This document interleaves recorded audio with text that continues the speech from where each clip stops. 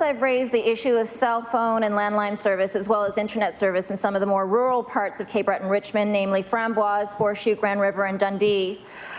Mr. Speaker, I was assured by the minister responsible for EMO that the government is working to ensure that all areas of Nova Scotia have access to reliable communication services. And in fact, I know for a fact that a request for a proposal went out through the municipality of Richmond over a year, probably and a half ago now, but there's still no cell phone towers in those areas. So I would like to ask, especially after tabling a petition with about 531 signatures on it over a year and a half ago, can the minister please provide the residents of Framboise Foreshute with an update on the construction of a new cell phone tower in both the Framboise Foreshute area as well as in Dundee? The Honourable Minister of Municipal Affairs. Thank you very much, Mr. Speaker, and I appreciate the question from the Honourable Member. It's a very important issue that we are indeed working on.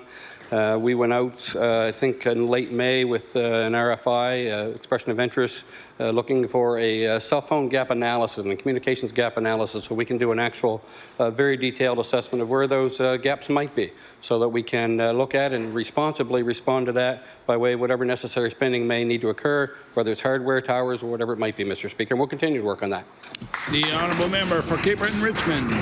Mr. Speaker, as we all know, after Hurricane Dorian, again, thousands of Nova Scotians were left without access to cell or landline service, which threatened the safety of these residents in the case of an emergency. This is an everyday occurrence in Framboise, Foreshute, Grand River, and Dundee.